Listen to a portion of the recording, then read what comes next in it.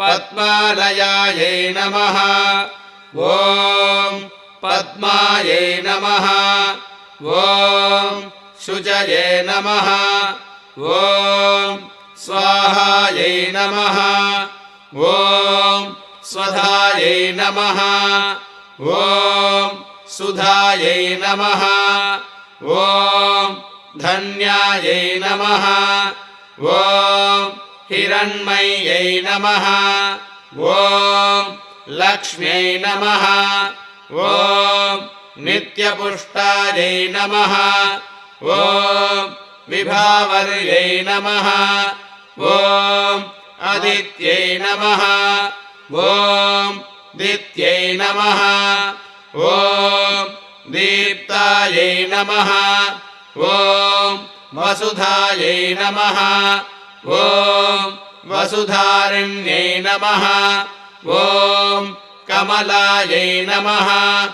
ॐ कान्तायै नमः ॐ कामाक्ष्यै नमः ॐ क्षीरोधसम्भवायै नमः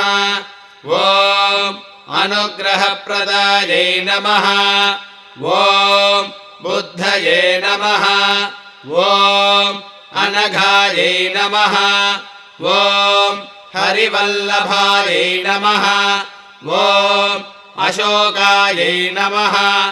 ॐ अमृतायै नमः ॐ दीप्तायै नमः ॐ लोकशोकविनाशिन्यै नमः ॐ धर्मनिलयायै नमः ॐ करुणायै नमः ॐ लोकमात्रे नमः ॐ पद्मप्रियायै नमः ॐ पद्महस्तायै नमः ॐ पद्माक्षै नमः ॐ पद्मसुन्दर्यै नमः ॐ पद्मोद्भवायै नमः ॐ पद्ममुख्यै नमः ॐ पद्मनाभप्रियायै नमः ॐ रमायै नमः ॐ पद्ममालाधरायै नमः ॐ देव्यै नमः ॐ पद्मिन्यै नमः ॐ पद्मगन्धिन्यै नमः ॐ पुण्यगन्धायै नमः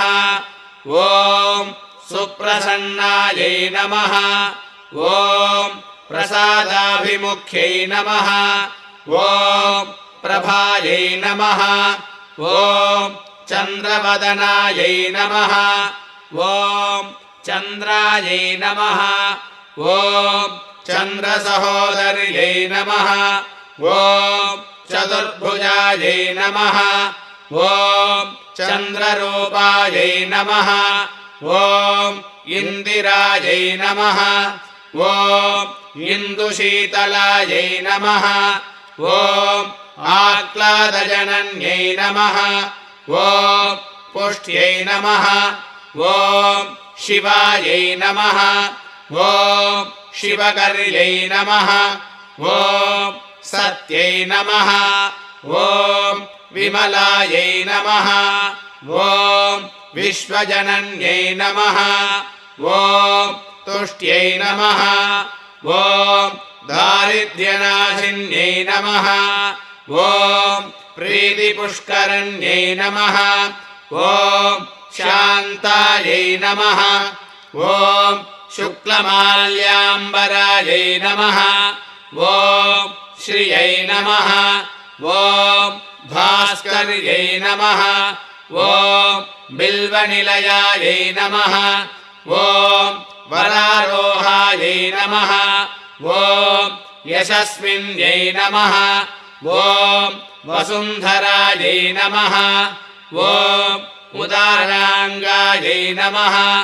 ॐ हरिण्यै नमः ॐ हेममालिन्यै नमः ॐ धनधान्यकर्यै नमः ॐ सिद्धये नमः ॐ स्त्रैणसौम्यायै नमः ॐ शुभप्रदायै नमः ॐ नृपवेश्मगदानन्दायै नमः ॐ वरलक्ष्म्यै नमः ॐ वसुप्रदायै नमः ॐ शुभायै नमः ॐ हिरण्यप्राकारायै नमः ॐ समुद्रतनयायै नमः ॐ जयायै नमः ॐ मङ्गलादेव्यै नमः ॐ विष्णुवक्षस्थलस्थितायै नमः ॐ विष्णुपत्न्यै नमः ॐ प्रसन्नाक्ष्यै नमः ॐ नारायणसमाश्रितायै नमः ॐ दारिद्र्यध्वंसिन्यै नमः ॐ देव्यै नमः ॐ सर्वोभद्रववारिण्यै नमः ॐ नवदुर्गायै नमः ॐ महाकाल्यै नमः ॐ ब्रह्मविष्णुशिवात्मिकायै नमः ॐ त्रिकालज्ञानसम्पन्नायै नमः ॐ भुवनेश्वर्यै नमः ॐ वरलक्ष्म्यै नमः नानाविध परिमल पत्रपुष्पाणि समर्पयामि दशाङ्गं कुक्कुलोपेतं सुगन्धं सुमनोहरम् आग्रयः सर्वदेवानां धूपोऽयं प्रतिगृह्यता वरलक्ष्म्यै नमः धूपमाग्रापयामि साद्यं त्रिवर्तिसंयुक्तं वह्निना योजितं मया दीपं गृहाण देवेशि त्रैलोक्यतिमिरापहम् वरलक्ष्म्यै नमः दीपं दर्शयामि घृतपक्वहविष्यान्नं